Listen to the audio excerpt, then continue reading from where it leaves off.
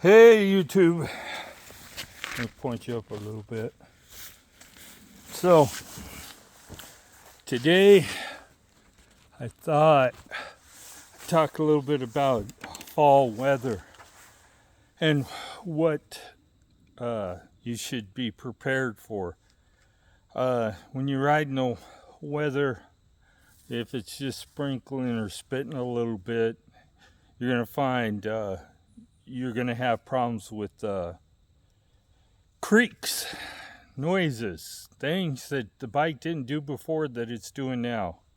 Since all of our bikes that we have on this channel are aluminum, they tend to creak when they get dirty. Seat post is one of the big places.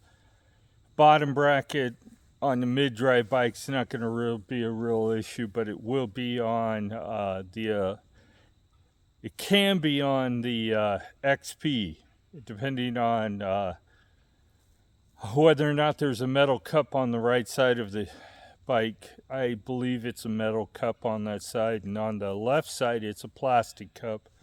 They try to do that to try to solve a bottom bracket creak, but you can hear it usually. But I have not seen it on my electric, so I'm thinking they probably put some kind of thread sealer or something on it to keep it from making noise. The next place on the electrics is the folding mechanism. If you're riding in the rain or a wet road, it's going to spray up on that folding mechanism. You're going to get dirt in it. So you may have to clean it. If you hear a creaking noise and you know it's not the seat tube or the seat post, then it's probably the folding mechanism and you need to clean it and maybe apply some a little bit of grease on there. Dielectric grease. You don't want it shorting out your battery, and you don't want anything corrosive on it, so you need to make sure it's a good quality grease, not axle grease. So keep that in mind. You're going to hear noises. The chain, you're going to have to lubricate it every day if you're riding in damp weather, and you're going to have to go away from, like I use white lightning most of the year. You're going to have to go to an oil-based lubricant instead of a wax-based lubricant, because water will wash that wax-based lubricant right off the chain, and then you'll have a rusty chain. If you're putting the bike up for the winter, then spray down with your chain lubricant or WD-40. And the WD stands for water displacement. So it displaces water. As to chain lube, you can use anything you want as long as you do it every day. Even if you're using oil base, you're still going to have to do it. Yeah. With this riding in wet conditions, you have less dust, but you still get your chain still gets dirty just as fast, and it tends to get noisy, especially on these e-bikes. They tend to get noisy when they're riding. Yesterday it rained. Today it's spitting a little bit, but not very much. And I've had to lube my chain every day. I'm going to clean it and switch to a wet lube pretty soon. I don't know how many more weeks I'll get out of it. I won't ride in the snow. It's more a novelty than it is exercise. Another thing to consider is you burn more calories when you're riding bike in the winter, up to 30% more. So you can take a little shorter ride, especially if it's cold. If it's sub 50 degrees, you're going to be cold most of your ride. And it's not the cold getting to your body through your clothing, it's through your lungs. You're cooling your internals down fairly fast when it's cold outside. So that's why you burn more calories. So wintertime is actually probably the best time to actually start losing weight and doing outdoor activities, because you're burning that much more calories just by being outdoors.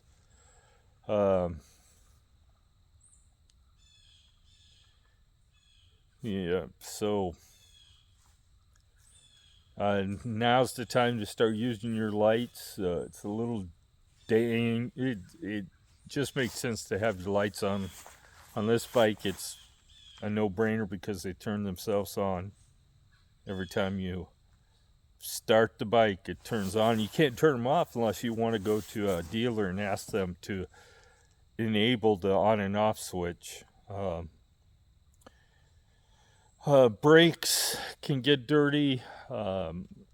If you're a light rider, keep in mind that water from your front wheel spraying right up in your keyhole can cause your battery to short out, or at least get it so your key doesn't working.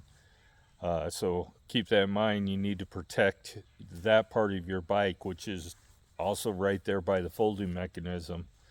And that's why they put fenders on almost all electric bikes. They're trying to protect those systems that don't react to water real well.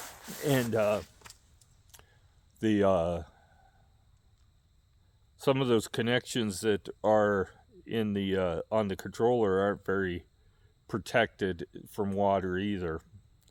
The batteries are fairly protected, but you still can get a short if you get enough water into that folding mechanism. On this bike, on the Trek, the battery's pretty much waterproof. They have it sealed fairly well, so you don't really need to worry about it on the Trek. But the Bosch mid-drive isn't protected that well, and you need to keep that in mind. That if it gets wet enough, you may end up having to service the motor quicker than you would normally. So the seat post, you need to keep grease on that irregardless.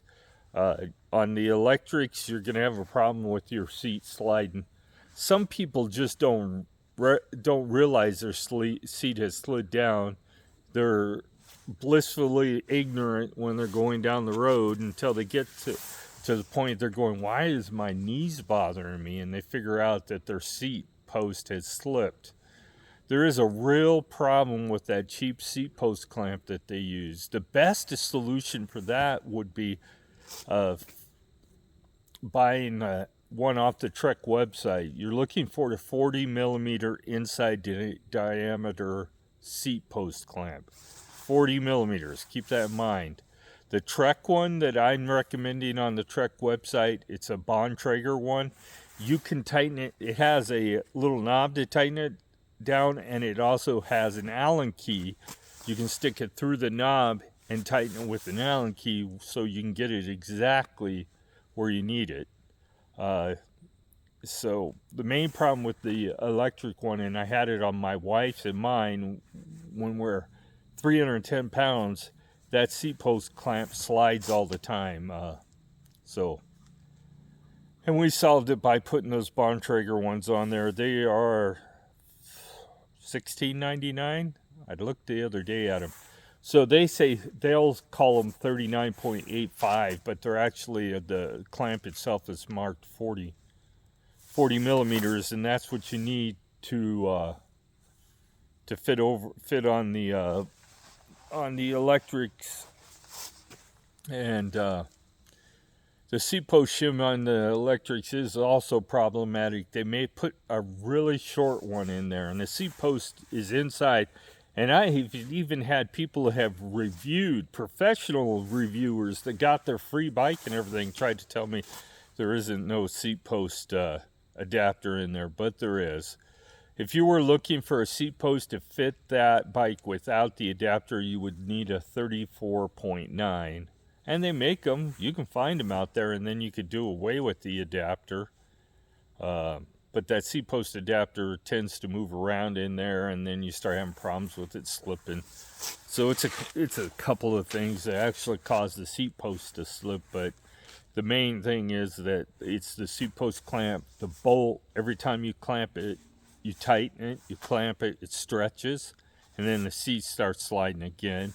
Then you tighten it up again, and pretty soon it snaps. That's what happened to mine. I went to tighten it up one day, and the bolt itself snapped.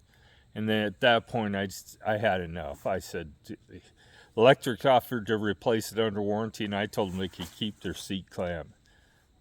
It's a piece of crap. It was the one place they saved money. I bet you they paid less than 50 cents for that seat post clamp. So wintertime, keep your seat post greased. We're not talking about half a pound of grease in it, but enough to keep the seat post lubricated, because what happens is the coatings on the metal in there, first of all, the seat post, the seat tube is aluminum, and it's not coated for the most part, but the seat post adapter is coated, and then the seat post is. What happens is that coating starts to wear off, and it allows the aluminum to touch, and it makes a racket. And it's hard to locate because the noise travels throughout the whole frame, so a lot of times you're just trying to guess where it is. When they started making bikes out of aluminum, a lot of people were like, "This is a mistake. Might be lighter, but it's noisier. It transmits noise from the front to the back. It's really hard to locate the noise." For the most part, the XP and the 1.0 clear up to the 3.0 and the X Premiums and all the other bikes are fairly waterproof. The exception to that is if you fold the stem and leave it laying out down and it gets rained on, the water will make it into the display, and it can ruin it. Me and Karen made that mistake of holding it, and it rained on the way home one day in the back of the truck, and the water got in the display. It took, I don't know, I took the displays off and left them in the house. It took a couple of days for the water to evaporate out of the display. I didn't want to tear it apart because I didn't know what can of worms I'd be opening there. Yeah, there's people coming.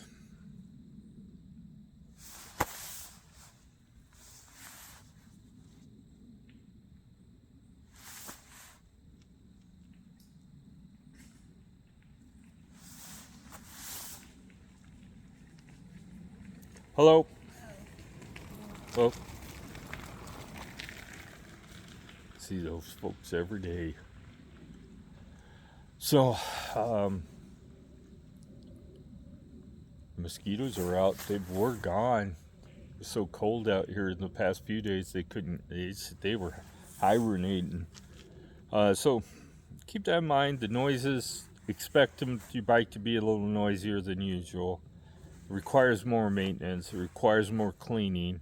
If you need to clean your bike, if you're going to use the water, it can't be.